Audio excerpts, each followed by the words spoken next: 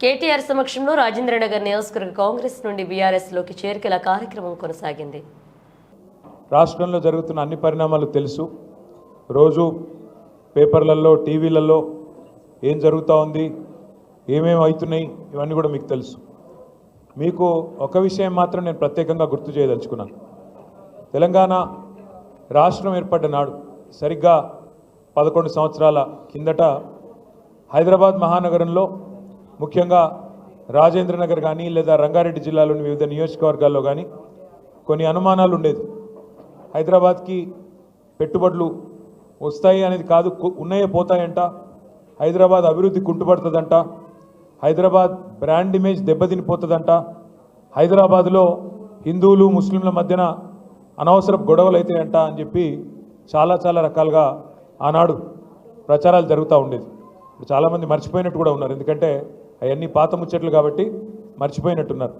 కానీ కేసీఆర్ గారి నాయకత్వంలో అభివృద్ధే మన కులంగా, సంక్షేమమే మన మతంగా ఈరోజు పేదవారిని పెద్దవారిని అందరినీ కూడా బ్రహ్మాండంగా కలుపుకొని సంక్షేమ కార్యక్రమాలు అభివృద్ధి కార్యక్రమాలు అందరికీ సమపాలనలో అందే విధంగా చాలా చక్కగా 10 ఏళ్ల పాటు కేసీఆర్ గారు రాష్ట్రాన్ని పరిపాలించినారు. కాబట్టే భారతదేశంలో ఎన్నో రంగాలలో తెలంగాణ ఒక రోల్ మోడల్గా, ఒక దిక్సూచిగా, ఒక ఆదర్శవంతమైన రాష్ట్రంగా, తలసరి ఆదాయంలో కావచ్చు, విద్యుత్ వినియోగంలో కావచ్చు, పరిశ్రమల ఆకర్షణలో కావచ్చు, వ్యవసాయ విస్తరణలో కావచ్చు, పేదవాళ్ళను ఆదుకునే సంక్షేమ కార్యక్రమాలు కావచ్చు, యాదాద్రి లాంటి గుడి కట్టే విషయంలో కావచ్చు, ఏ విషయంలో అయినా డాక్టర్ బాబాసాహెబ్ అంబేద్కర్ గారి ప్రపంచంలోనే అతిపెద్ద విగ్రహం పెట్టే విషయమే కావచ్చు, లేదా ఇంటింటికి నీళ్ళు ఇచ్చే విషయమే కావచ్చు, ఏ విషయంలోనైనా బ్రహ్మాండమైన అభివృద్ధిని, బ్రహ్మాండమైన సంక్షేమాన్ని 10 ఏళ్లలో కరోనా లాంటి మహమ్మారి తరుముకొచ్చినా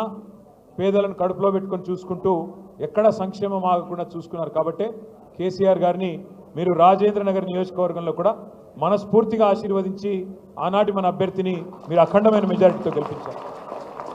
తమ్ముడు కార్తిక్ రెడ్డి గారు చెప్పినట్టు ఎమ్మెల్యేలు కొంతమంది పార్టీని వదిలిపెట్టి పోవచ్చు కాక, కానీ ఎమ్మెల్యే పోయినా అధికార లాలసతో పైరవీల కోసము పదవుల కోసము ఇంకో దానికోసం వారు పోయినా మేము మాత్రం ఉంటాము, పార్టీని వదిలిపెట్టము అని చెప్పి నిబద్ధతతో ఉన్న మా గులాబీ అన్నదమ్ములకి, మా ఆడబిడ్డలకు హృదయపూర్వకంగా శిరస్సు వంచి నేను ధన్యవాదాలు తెలియజేస్తాను.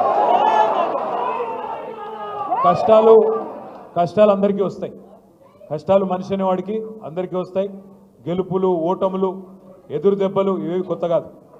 2001 ఏప్రిల్లో కేసీఆర్ గారు పార్టీ పెట్టినప్పుడు ఆనాడు ఆయన వెంబడ కేవలం పిడికెడు మంది ఉండే, కానీ 24 ఏళ్లలో ఈరోజు కేసీఆర్ గారు పెట్టిన పార్టీ ఇంతింతై వట్టుడింతై అన్నట్టు ఆనాడు పెట్టిన ఒక విత్తనం వాళ్ళ మహావృక్షమై వేలాది లక్షలాది మంది నాయకులను కార్యకర్తలను బ్రహ్మాండంగా గ్రామాన ప్రతి పట్టణంలో ప్రతి పల్లెలో అద్భుతంగా విజృంభించి భయంకరంగా ఇవాళ అన్ని చోట్ల కూడా విస్తరించింది.